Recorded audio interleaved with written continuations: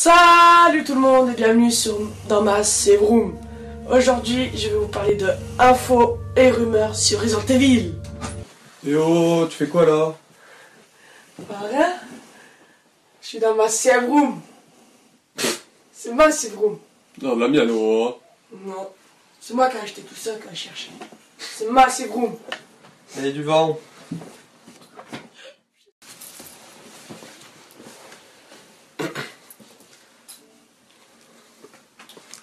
Salut tout le monde et bienvenue dans ma save room. C'est la mienne. Aujourd'hui, pour ce 112e épisode, je vais vous parler d'infos et de rumeurs sur Resident Evil. Alors, aujourd'hui, il y aura du coup des rumeurs sur Resident Evil Révélation 3 / Outrage, des rumeurs Resident Evil 8 et des infos Resident Evil 8. Bon, les rumeurs, c'est Resident Evil 8 démo. Avant de vous parler de tout ça, je vais vous faire un petit instant promo. Donc, je vais faire un petit instant promo. Donc, vous avez pu voir au début, il y a mon frère qui a fait un petit caméo, comme ça, c'était un petit sympa parce qu'il était dans le coin, donc je me suis dit pourquoi pas. Donc en promo, la première promo que je vais faire du coup c'est une vidéo que j'ai fait, une vidéo sur le Resident Evil Portail. Donc je vous parle de tout ce qu'il y a à savoir sur Resident Evil Portail. Donc par exemple que vous avez juste à aller la voir, elle dure 36 minutes et je vous dis tout ce qu'il y a à savoir dessus via des screenshots en voix off. Merci la moto. Donc voilà, donc en voix off, avec des screenshots et tout, je vous parle du Resident Evil Portail et de tout ce qu'il y a à savoir autour de ça. Ensuite, une vidéo de Resident Evil Theory FR, donc c'est une chaîne que je vous ai parlé il y a 2 semaines je crois maintenant. Donc là il a sorti des nouvelles théories sur Resident Evil 4, donc des petites théories sympas et tout, allez voir. Tout ce que je vous parle là dans son promo, il y a tous les liens en description si ça vous intéresse.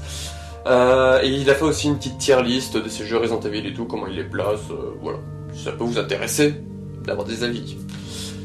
Ensuite, vous savez, de temps en temps, je vous parle des chiffres de vente de Capcom, des jeux Resident Evil et tout, voilà, je vous en parle un peu. Je vous ai pas parlé dernièrement des chiffres parce qu'il y en avait trop, je comprenais pas et tout, mais il y a le site ResidentEvilFR.com, donc là aussi il y aura le lien dans la description si vous voulez le voir, ResidentEvilFR.com, qui ont fait du coup qui ont regroupé toutes ces informations qu'on a sur les chiffres et qui ont fait un article dessus et tout. Donc il est en description si ça vous intéresse d'aller, si les chiffres de vente de l'année 2020 vous intéressent. Je crois qu'il manque juste peut-être le dernier trimestre, j'ai peut-être un doute, je crois que j'ai lu ça. Mais bon voilà, peut-être qu'ils mettront à jour leur article, mais si ça vous intéresse, allez y voir. Ensuite, donc là je vous mettrai des petites images, donc il y en aura au moins 3, mais en tout je crois qu'on en a 6 images via le tweet que je vous mets en description. Donc c'est des Américains ou des Anglais, des anglophones quoi, qui se lancent dans une adaptation en comics de la série Resident Evil, donc c'est fan-made. J'aime plutôt bien le style des personnages et tout, donc c'est un comics que je vais suivre de proche. Mais si ça vous intéresse, allez y voir. Il y a un lien en description, je sais pas quand le comics sera disponible entier, pour le moment on a que la couverture, on a les 2 équipes des stars, et on a la première page. Bon, c'est déjà bien, j'espère en avoir plus bientôt. Et pour terminer, Kendo Gun Shop, une chaîne YouTube que je vous ai parlé plusieurs fois, notamment dans l'instant promo général, on fait une vidéo sur le Samurai Edge, donc une vidéo partie 2. Voilà, donc si ça vous intéresse, il y a aussi le lien de leur chaîne YouTube en description. Donc c'est terminé pour cet instant promo, passons aux infos et rumeurs sur Resident Evil. C'est parti.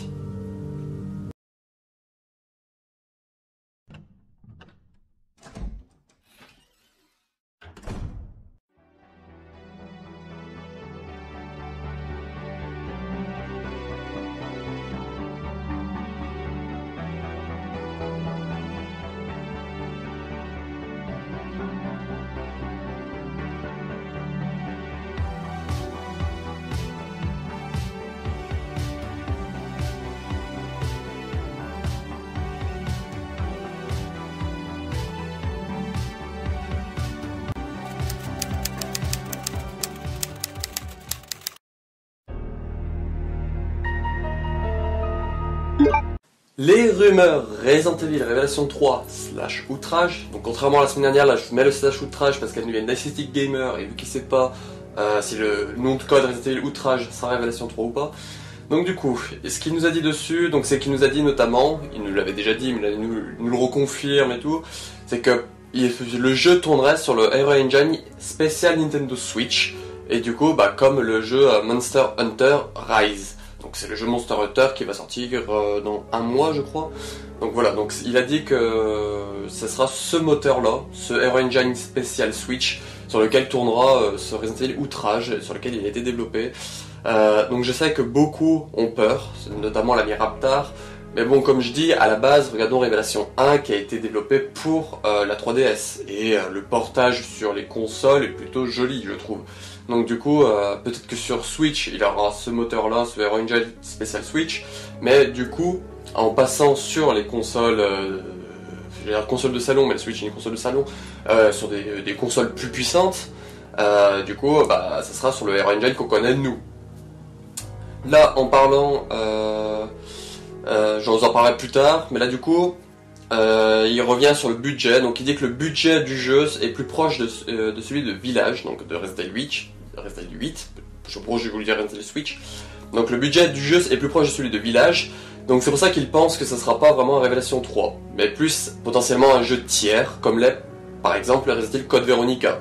Donc ce qui veut dire par là, c'est que par Resident Evil Code Veronica, il n'y a pas eu un Code Veronica 2.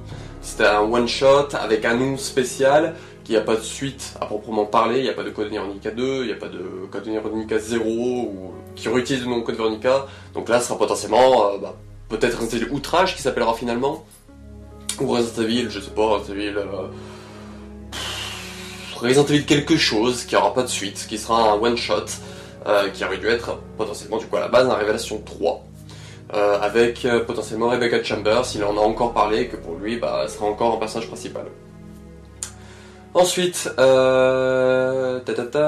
alors là, comme je vous ai dit juste avant, le jeu du coup sera potentiellement pour le Hero Engine Switch, donc c'est-à-dire qu'il sortira sur Switch, et il a parlé souvent que techniquement il sera exclusif Switch temporairement. Donc là, il nous dit qu'il ne sait pas combien de temps durera l'exclusivité Switch, j'ai vraiment du mal à parler aujourd'hui, donc il ne sait pas combien de temps durera l'exclusivité Switch, mais cependant, il sait que techniquement le jeu sera cross-gen après. Donc là, le jeu sera Switch peut-être pendant 6 mois, 1 an, on ne sait pas encore pour le moment, ou peut-être 2 mois, voilà. Pendant une durée indéterminée, il serait exclu Switch, mais ensuite il passera en exclusivité pour tout le monde, quoi. Donc techniquement, Xbox One, Xbox Series X et S, PS4 et PS5 et PC, en plus de la Switch. Donc ça c'est super intéressant pour ceux qui veulent pas passer Next Gen pour le moment, parce que du coup ils auront accès aux potentielles révélations 3/outrage sur leur console actuelle. Voilà. Donc ça je trouve ça super intéressant. Et puis techniquement c'est assez logique parce que qu'il puisse sortir cross-gen, parce que s'il peut sortir sur Switch, il peut sortir sur PS4 et Xbox One. C'est logique. Et pour terminer, donc il y en a plein qui se demandent mais quand il sera annoncé, tout comme ça. Donc il dit que l'annonce devrait se faire pas très longtemps après la sortie du Resident Evil 8, donc Resident Evil Village, pour lui, car le jeu est prévu fin 2021, début 2022. Alors là, moi je miserais pour juin, l'annonce. Pourquoi juin? Parce que il y a l'espèce de vibe E3 qu'il y avait toutes les années, et Resident Evil 8 a été annoncé début juin. Non, la conférence PlayStation. Donc je vois bien une petite conférence, potentiellement Nintendo si c'est une exclusivité. Une petite conférence Nintendo cet été, donc juin, juillet, voire août, qui annoncerait du coup ce Resident Evil Révélation 3/outrage/ le nom quelconque pour fin 2021, début 2022. Voilà.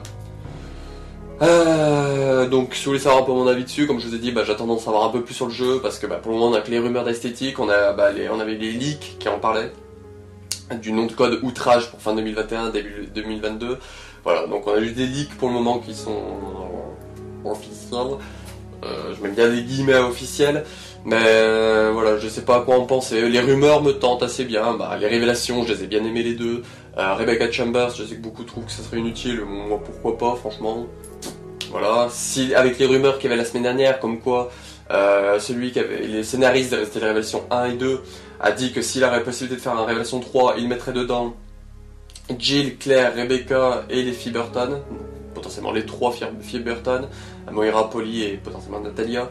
Voilà, moi je trouve que ça annonce quand même assez du bon, si ces rumeurs s'avèrent vraies. Voilà. Et je sais que beaucoup vont me dire ouais non mais pourquoi tu te fies aux rumeurs et tout, c'est souvent faux, machin comme ça. Là je vous renvoie vers ma vidéo que j'ai sortie le 8 février pour les 1 an de Bienvenue dans Massive Room, où je reviens sur des rumeurs qui sont sorties il y a plus d'1 an sur Resident Village, Resident 8, et qui se sont avérées vraies entre temps. Voilà, donc c'est pour ça que moi les rumeurs, je garde des distances avec, mais j'y prends quand même en compte dans ma réflexion. Voilà. Donc avant de terminer avec la Aesthetic Gamer, là on a fini pour Révélation 3/outrage, mais là du coup on va passer aux rumeurs sur la démo de Resident Evil 8, donc la démo générale, parce que du coup Aesthetic Gamer a potentiellement une idée de quand elle pourrait être dévoilée. Donc on y va.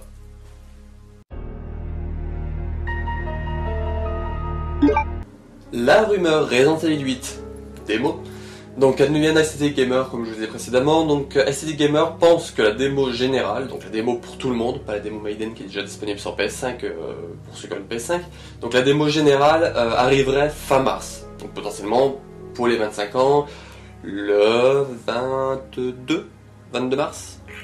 Je vais mettre en bas si je me suis trompé ou si j'y pense, mais je crois que c'est le 22 mars, donc du coup potentiellement on aurait la démo générale pour tout le monde, pour l'anniversaire, et la démo serait plus proche du jeu, plus proche que la Maiden qui se passe, comme ils ont dit les développeurs, la démo Maiden on comprendra où elle se place dans la chronologie Resident Evil 8 une fois qu'on aura fini le jeu. Voilà, donc là... cette démo, potentiellement, bon je pense, ce sera une démo peut-être dans le village, au lieu du château. Je me vois bien une petite démo, on visitera un peu le village, un truc comme ça, peut-être avec 1 ou 2 licans, donc c'est le nom des Beastmen. Voilà, je sais pas vraiment quoi en penser, mais bon j'ai vraiment hâte d'avoir cette démo pour la tester, et tester le jeu et tout.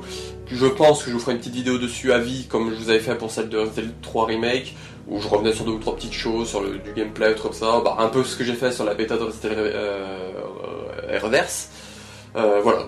Donc je vous en parle plus dans un futur, quand on aura des dates officielles, ou plus d'infos officielles, ou des nouvelles rumeurs, voilà. Mais je surveille d'assez proche cette idée de démo. Donc là, nous allons passer à la fin de la vidéo, donc qui sont les infos sur Resident Evil 8. Donc c'est parti.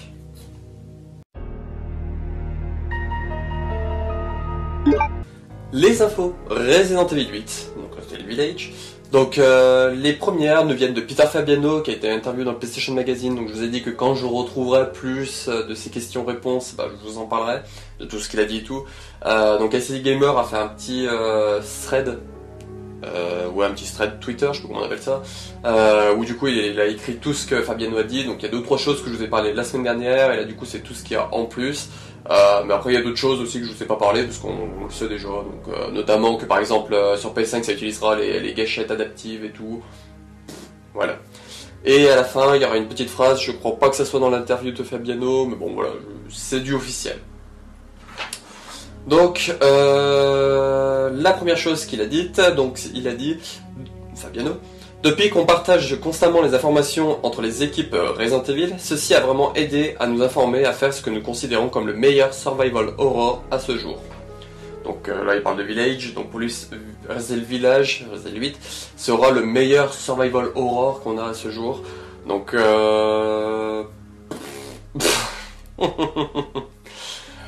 moi tant que le jeu est plutôt bon avec une bonne histoire, voilà, que ce survival horror ou pas, c'est pas trop moi ce que je cherche. Bon, ceux qui sont un peu plus dans ouais je veux du survival horror, ils seront contents. Là du coup ça me fait rire parce que du coup maintenant que j'écoute un peu Biotrash et ce qu'il raconte et tout, que les seuls survival horror nous viennent de Mikami entre les Resident Evil et Evil Within. Du coup c'est vrai que ça me fait rire, notamment l'image que j'avais vue de Obama qui met une médaille à quelqu'un qui lui ressemble, et du coup là c'était marqué Capcom qui se médaille tout seul en disant que pour eux ils sont en train de faire le meilleur survival horror, et du coup c'est techniquement vrai parce que vu que c'est eux qui ont en quelque sorte inventé le terme survival horror, ils se félicitent eux-mêmes de faire quelque chose de bien. Voilà. Je vais m'arrêter là parce que tout ce qui touche au survival horror je manie pas du tout. Donc au lieu de dire des bêtises et d'avoir un certain Terex Traifu à l'arrière qui va me taper sur les doigts ou derrière la tête. Je préfère m'arrêter là. Il prépare une vidéo sur le Survival Horror que je vous partagerai quand elle sortira, parce que pour que tout le monde s'informe sur ce qu'est le Survival Horror, machin comme ça et tout. Mais bon voilà, moi je m'arrête ici, sinon je vais me faire taper sur les doigts et tout, et j'ai peur. Ensuite, alors là, Captain Obvious sur 20, vous avez remarqué que nous avons pris beaucoup d'inspiration de Resident Evil 4. Sans blague. On n'avait pas du tout remarqué.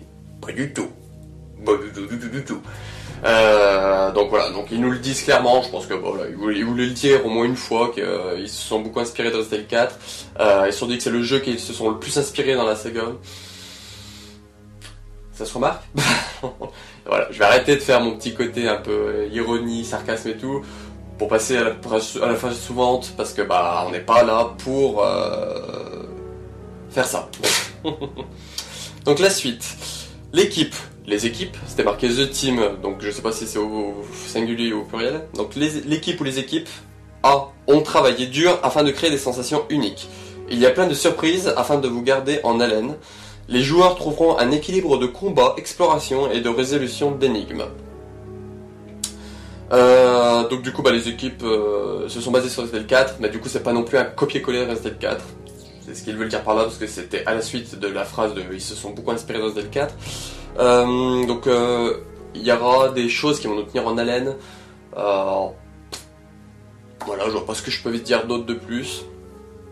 Par contre, ce qui est intéressant, c'est du coup l'équilibre de combat, d'exploration et de résolution d'énigmes. Moi, tout ce qui est exploration, résolution d'énigmes, tant que c'est pas trop compliqué, casse-tête, moi ça passe. L'exploration, j'adore ça, je suis un vrai touriste dans les jeux. J'adore ça, voyager de droite à gauche, aller dans des petites ruelles, même si c'est des impasses, y aller pour regarder un peu autour de moi et tout, donc s'il y a de l'exploration, moi ça m'intéresse.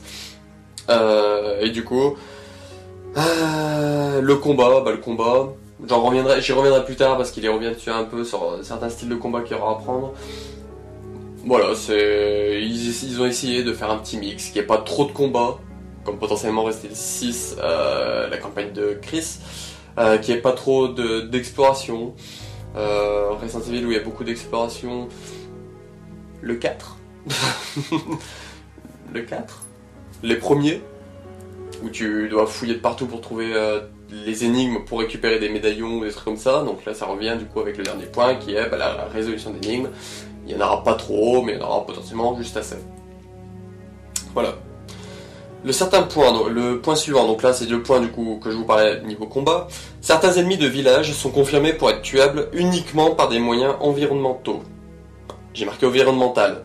J'espère corriger, quand j'aurai écrit par là, j'espère avoir corrigé. Parfois il vaut mieux fuir des ennemis qui peuvent être tués, et certains ennemis ne peuvent pas être tués la première fois qu'on les rencontre. Donc là, cette dernière phrase, c'est notamment, je pense, pour l'ennemi type Gorillaman. On n'a pas encore son nom à ce coquin.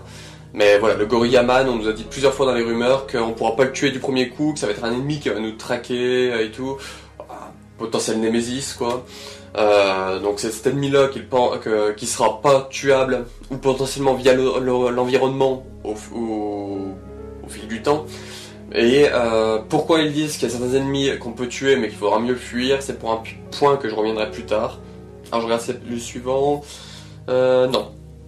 Voilà, donc pour un point qui reviendra plus tard de pourquoi il vaudra mieux parfois fuir les ennemis même si on sait qu'on peut les tuer et qu'ils sont tuables. Le point suivant, donc bon là on va passer par-dessus. Donc le château Dimitrescu est plein de passages, plein de chemins à emprunter et de passages secrets à trouver et ouvrir. Donc voilà, donc le petit château Dimitrescu, on va avoir de l'exploration dedans. Ça va pas être des trucs linéaires, il y aura certains passages secrets et tout, ce que j'espérais. J'espérais vraiment qu'on ait des petits passages secrets dans le château. Je sais pas, genre tu prends un lit dans une bibliothèque et bien d'un coup elle se pousse, des petits trucs débiles comme ça, mais vraiment montrer que c'est pas un château de lambda. Parce que celui de Resident Evil 4, c'est pas un château lambda. On se rappelle tous la pièce enflammée, ou sinon la pièce, juste avant la pièce enflammée, Léon qui monte sur un petit truc avec des roulettes qui passe au-dessus de la lave et tout. Voilà, c'est pas un château lambda, mais il n'y avait pas de passage secret, c'était plus un château type, je sais pas, un château genre de manège d'horreur, de fête foraine, que d'un château type Manoir Spencer, Manoir Harclay, par exemple. Donc c'est pour ça que ça m'intéresse beaucoup. Ensuite, donc là c'est assez logique ce qui arrive, il y a quelque chose à débloquer en trouvant tous les totems chèvres du village. Donc les totems chèvres, si j'y pense, je vous mettrai l'image, mais si j'y pense pas, bah vous avez juste à retrouver ma vidéo. Vous savez que j'en parle de l'épisode d'Info et Rumeurs, je vous marquerai là si j'y pense. Mais l'Info et Rumeurs spécial qui arrive après le showcase, donc ça doit être le 23, 24, 25, le 24 ou 25 janvier, l'épisode d'Info et Rumeurs c'est le 24 janvier. J'ai mis l'image de la chèvre qu'il faudra trouver dans le village et dans le château potentiellement, et qu'il faudra tirer dessus, et au bout d'un certain nombre on aura quelque chose débloqué. Donc je pense potentiellement une arme chez le marchand. Voilà, on va pas se leurrer. Je pense que c'est un petit Resident Evil-like, que les chèvres seront comme les médaillons bleus à détruire, et qu'au bout d'un certain nombre de médaillons bleus à détruire, on aura du coup bah, une arme potentiellement à acheter chez le marchand.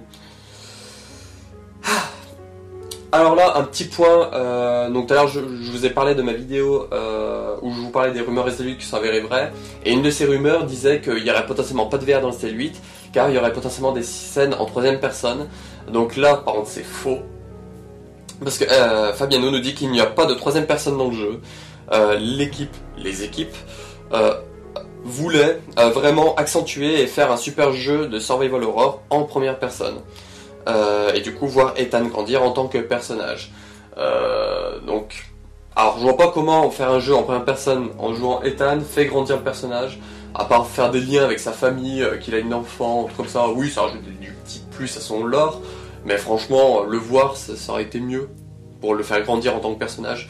Parce que là, on a juste potentiellement l'impression de jouer nous, en train de nous faire victime. Dans le set surtout, qu'il faut que je refasse.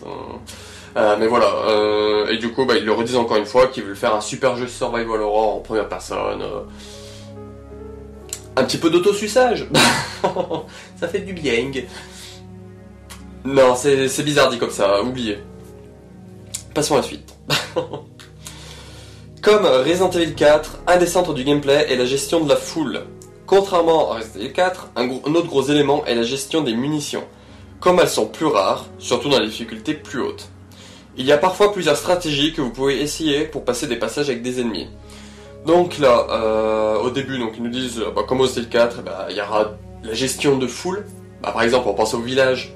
Quand on arrive dans Resident Evil 4 avec la tronçonneuse et les ganados et tout qui nous poursuivent, que on peut pas rester stable à leur tirer dessus comme ça, il faut essayer de courir, se retourner parfois pour en tuer un ou deux, puis repartir en courant, monter dans les bâtiments, rentrer dans les bâtiments, monter à la tour, le clocher, tout comme ça.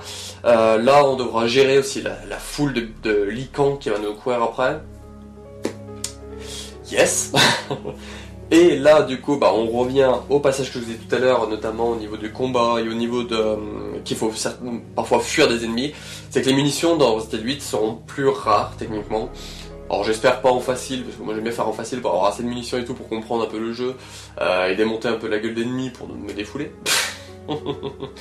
Mais plus on montera en difficulté, moins il y aura de munitions et tout, donc plus ça sera la galère, et plus du coup il faudra mieux fuir les ennemis que les attaquer. Donc c'est ce qu'il veut dire Fabiano par là. Notamment qu'il y aura plusieurs stratégies à faire pour des rencontres avec des ennemis. Voilà. Ensuite, le marchand Duke est un personnage qui bouge d'un endroit à un autre. Son magasin n'est pas à un seul endroit, et quand il est parti, il est parti. Alors là, c'est ce que j'avais peur.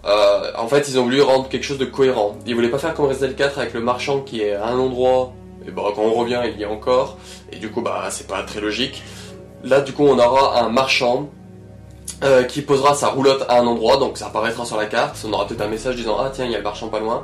Mais par exemple, en rentrant dans le château et puis en disant ah merde, j'ai oublié d'acheter ça, et en ressortant, le marchand sera potentiellement plus là. Il sera parti ailleurs, parti, bye bye. Du coup, c'est. Alors d'un côté, c'est bien. Mais d'un côté, c'est pas bien, parce que du coup, comme je disais, si on oublie d'avoir acheté quelque chose et qu'on retourne dehors, potentiellement, il sera plus là, donc on n'aura pas pu acheter notre truc, donc on va se retrouver baisé. Mais du coup, ça rajoute un peu plus de logique, qui est du coup lui qui se promène et tout, et qui est pas à 50 endroits à la fois. Voilà. Du coup, comme Resident Evil 8 est potentiellement des prémices pour Resident Evil 4, on peut imaginer que le marchand dans Resident Evil 4 bougera aussi, qu'il sera pas tout le temps à des endroits stables. C'est triste. J'aimais beaucoup ce système, qu'on savait où était le marchand et que si on avait oublié d'acheter quelque chose, et ben on revenait en arrière, on pouvait le recroiser pour acheter des munitions ou des améliorations d'armes, tout comme ça, et puis voilà, on pouvait aller niquer des mers. Là, potentiellement, on pourra plus. Vu que le marchand de Resident Evil sera mobile, celui de Resident Evil 4 sera potentiellement mobile aussi. Je pense que c'est des petits tests. Voilà. Ensuite, un objet du jeu est un passe-partout limité qu'Ethan peut utiliser pour ouvrir certaines portes, bureaux, mais ceci est facultatif. Donc je pense que c'est notamment, par exemple, comme dans Resident Evil 2 Remake, on trouve les deux photos, on peut aller ouvrir le bureau de Wesker et le bureau dans la pièce de conférence pour récupérer des munitions ou des petits objets comme ça bonus, des améliorations d'armes notamment. Et voilà, donc je pense que c'est lockpick. Donc moi ils ont marqué lockpick, mais bon je pense qu'ils appellent ça un peu le passe-partout, donc c'est l'espèce de crochet quoi, qui sera limité, donc on pourra pas utiliser illimité, donc ça c'est un peu les boules quoi. J'aime pas les trucs limités. Voilà, donc il servira à ouvrir certaines portes, certains bureaux, certains trucs, des cadenas potentiellement aussi. Voilà. Et pour terminer de tout ce qui est officiellement Fabiano via le PlayStation Magazine, tout ce qu'on a montré pour le moment. Alors non, c'est cette phrase là qui est pas sûr, je suis pas sûr que ce soit Fabiano.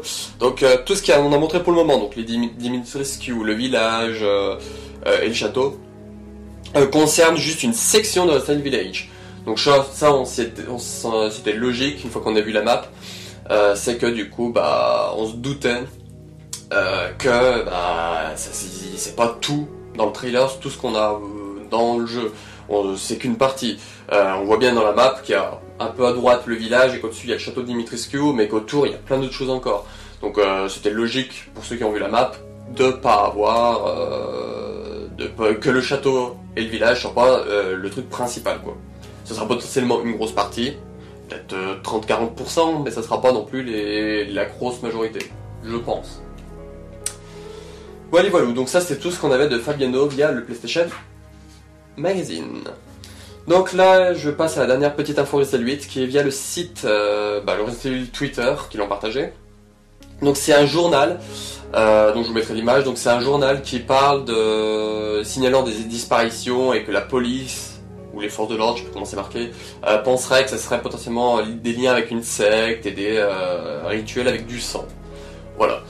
Donc il n'y a pas grand chose à dire là-dessus, mais le seul petit point que je vais revenir dessus vite fait, mais qui est une petite anecdote, c'est que Capcom sont des feignasses. Donc là, je vous mettrai l'image, je pense les deux images côte à côte. Donc le journal qui est à gauche, c'est celui de Resident Evil 7, donc il parle du je sais plus où ça se passe, voilà. Et à gauche, c'est celui de Resident Evil 8. Voilà, vous verrez qu'ils ont juste fait un petit zoom et qu'ils ont changé le journal principal, ce qui est marqué dessus et l'image. Mais bon, voilà, c'est des feignasses sur ce coup-là. Voilà. Donc, et voilà, c'est terminé pour ce 53e épisode d'Info et Rumeurs sur Resident Evil et le 112e de Bienvenue dans ma Save Room. Donc j'espère qu'il vous aura plu. Je tenais à m'excuser pour les moments un peu de latence ou trucs comme ça, où parfois je m'emmêle un peu les pinceaux, c'est que je suis un peu malade encore cette semaine. Voilà, donc je voulais m'excuser. J'ai pu faire, comme je vous ai vu au début, une petite partie avec mon frère qui lui aussi est malade, donc yay. Cette semaine, j'ai pas vraiment de vidéo de prévue. Si on a une, elle popera. Je vous en parlerai en info et rumeurs la semaine prochaine. Et du coup, comme je vais vous dire, il y aura potentiellement un info et rumeurs fin de semaine prochaine. Qu'est-ce que je vais dire d'autre? Cette semaine sont sortis les collectors Resident Evil 8 en stock très limité sur Micromania, c'est la galère et tout. Donc voilà, je voulais vous en parler parce que je vous avais parlé dans l'info et rumeurs de toutes les éditions et tout. Voilà, donc je voulais faire une petite aparté à la fin pour vous parler que les collectors et les précommandes du jeu et tout sont un peu de partout maintenant. Voilà. Au moment où j'enregistre cette vidéo, il en reste toujours sur Micromania et sur la Fnac. Bon, avec des prix assez exorbitants. Et Micromania, c'est exclu pour les membres premium. Yeah. Donc, et voilà, donc on se retrouve pour une prochaine vidéo, comme je vous ai dit, potentiellement info et rumeurs semaine prochaine, et puis ciao.